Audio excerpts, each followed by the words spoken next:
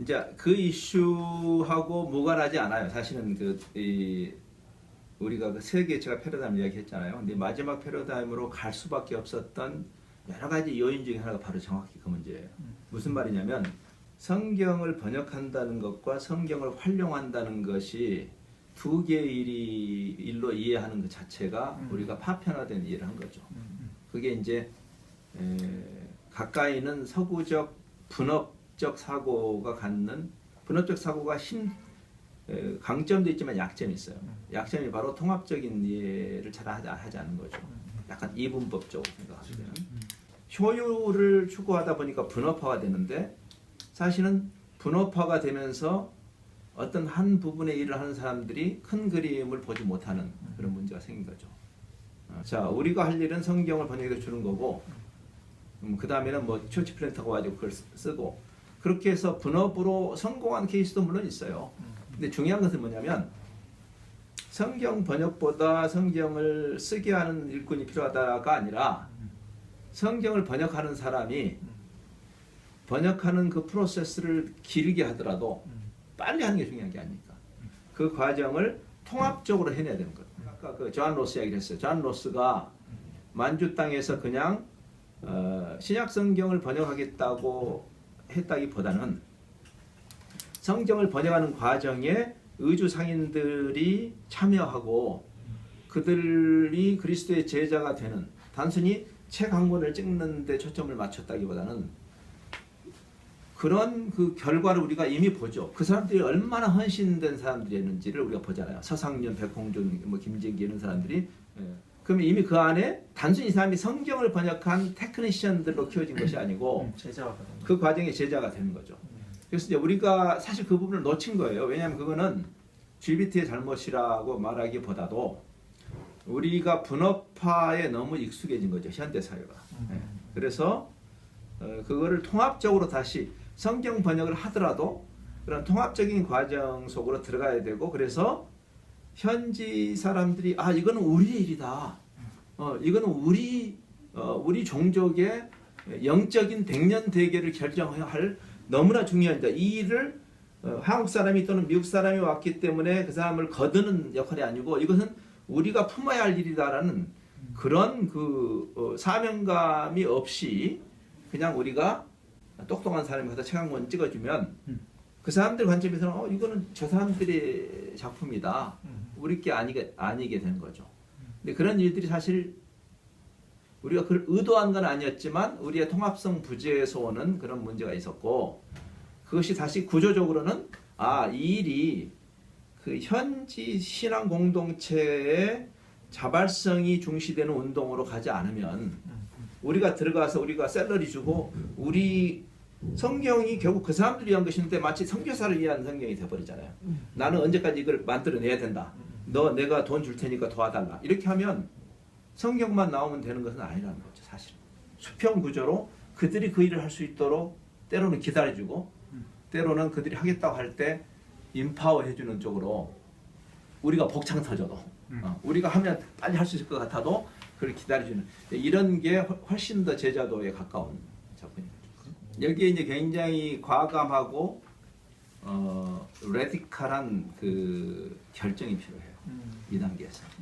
그래서 이제 펀딩이라는 것은 좋은 것도 나쁜 것도 아니에요. 사실은 은과 금이 있어야 선교를 할 수 있다라는 그 미신을 극복하지 않고는 이 문제를 근본적으로 해결하지 못해요.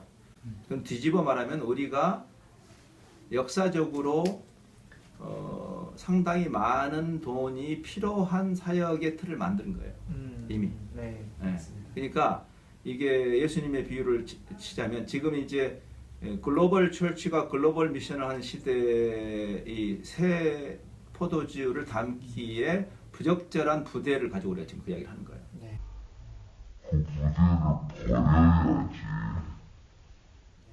그 부대를 버려야지 새 포도주를 담는 거예요. 근데 그 부대는 내가 이거는 버릴 수 없는데 새로운 거 사겠다 안 돼요.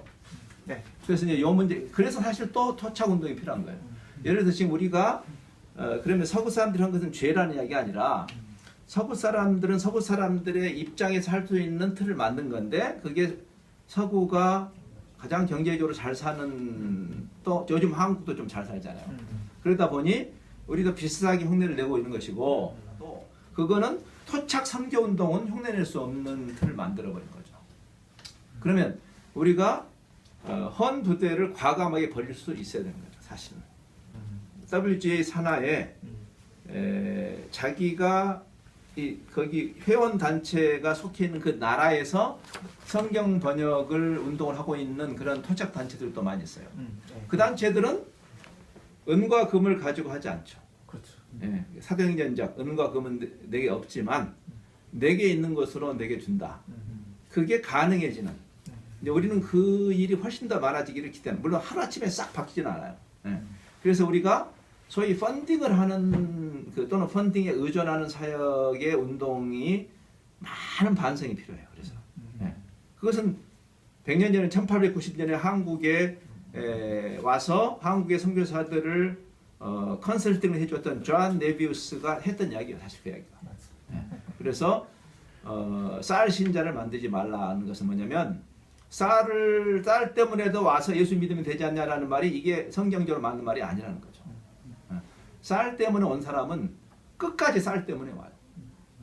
예수님 때문에 와야 첫 꼭지를 잘 틀어야 되는데 우리는 그런 타협이 계속 됐기 때문에 그런 거거든요. 우리가 풍요로운 그 자체가 죄라는 이야기가 아니고 복음은 십자가 복음인데 뭐 십계명을 받는 그 순간에도 금송아지를 만드는 그 종교인들 종교적 사고 그게 이제 우리도 깊이 들어왔고 또 우리가 어떻게 교회가 부흥하면서 경제 발전도 오다 보니까 우리가 비슷하게 우리가 예수 잘 믿으니까 하나님이 한국 교회도 잘 살게 해줬다는 식의 대단히 성경에 말하지 않는 그런 공식을 만들었잖아요. 우리도 다시 근원적인 생각을 해야 되는 시대에 와 있어요. 지금 상황적으로도 이미 그러니까 그거는 그 해법을 누가 낼 수 있겠는가? 저는 서구 단체들이 내기는 굉장히 어렵다고 생각해요. 서구 단체가 악취사가 아니라 그들은 이미 너무 풍요 속으로 들어가 버렸는데 어쩌면 한국 교회도 쉽지는 저는 않을 거라는 생각을 저는 합니다. 솔직히 제 마음속에. 오히려 해법을 누가 낼 수 있을까? 예를 들어서 방글라데시, 세계에서 가장 가난한 방글라데시에 핍박받는 교회들이 하는 선교운동이 해법을 낼 수 있지 않을까? 중국의 하우스 철치 무브먼트가 지금 하고 있는 그 선교에 거기에 해법이 있지 않을까? 이런 생각을 하는데 이거는 결국 우리가 얼라이언스를 통해서 그들과 함께 손을 잡으면서 오히려 배우는 거죠. 우리가 기술적으로는 티칭할 것이 있지만 또 동시에 그들의 그 사도행전적 선교의 자세는 우리가 오히려 역으로 배워야 되는 거죠. 우리가 지금 잘못 만들어 놓은 그런 잘못된 근육을 언런하고 성경적 그런 반추와 또 그런 하나님이 새로운 그 연약한 가운데 세계 선교에 동참하는 그런 새로운 운동을 통해서 또 우리를 가르쳐주는. 그래서 서로 배우는 이런 과정을 통해서 아마 이 마지막 때 하나님이 새로운 선교적 또는 성경 번역 운동을 일으키실 거라는 생각을 합니다.